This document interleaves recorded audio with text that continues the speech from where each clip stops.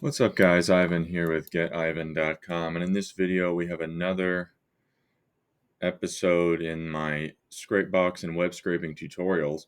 Today I'm going to be revealing 4 other e-commerce platform footprints.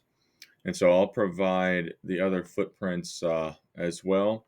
But when you go to my Scrapebox playlist on my YouTube channel, make sure to look for Shopify and WooCommerce. I've got 2 videos, and the Shopify one's really detailed on like a full process for um, picking up contacts and handling information based on e-commerce footprints.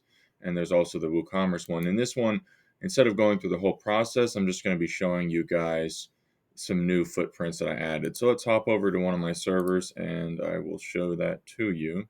Let's look at the red server.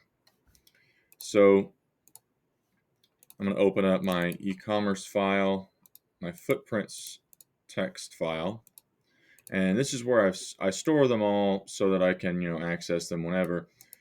But they're also, of course, stored in my little Scrapebox instance. So in this example, we're going to be using 1 or 2 of these files that are from a previous order that I did with a client, a customer who was looking for a lot of e-commerce footprints in the apparel sector. So this was a big order. This was a $290 order and very deep. Took a number of days, and I used most of these footprints to look for those platforms using URLs that I collected through my process, my automator process, which you guys can look up in the Scrapebox playlist. And once I got those URLs, I cleaned them up a bit at the keyword level, and then of course collected contacts. So let's open up basically let's pretend that we finished doing a big scrape on some e-commerce product oriented category. Here would be the URLs, for example, after they've been cleaned up a little bit. So this particular sample has 320,000 URLs.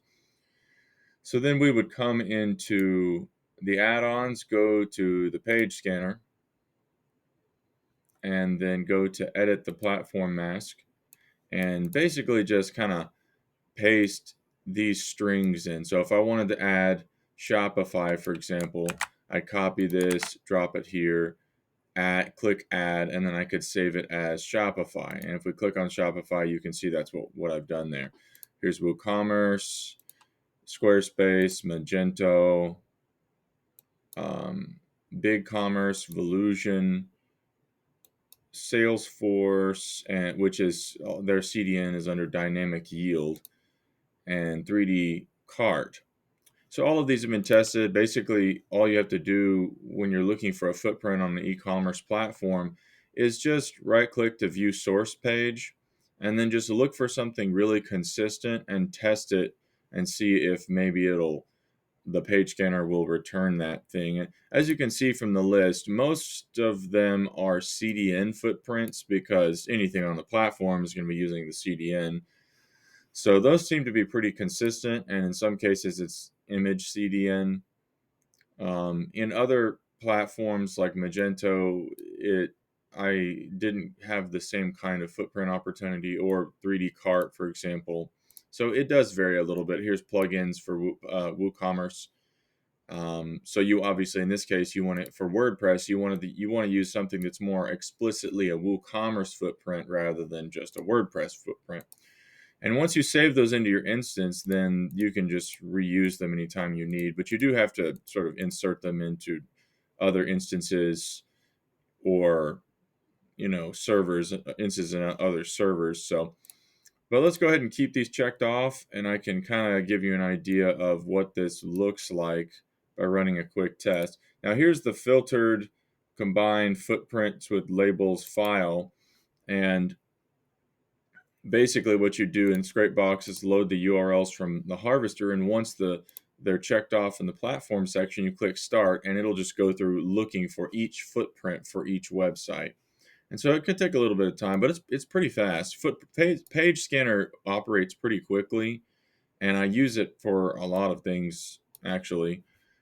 But at the end of the road, your file, oftentimes I'll crash the instance for the page scanner, because once it hits 100%, there's almost always thread locks, and so I'll crash the instance, come into Scrapebox, go into add-on sessions, and then go into page scanner data and grab the autosave. And this is what it essentially looks like. It tags each of the URLs with e-commerce footprints. And so then you can take those footprints, throw them back into the program, and you can kind of use an external file like this to say, okay, I only want, now your file won't look quite this clean. It'll have blank spaces where no footprint was found.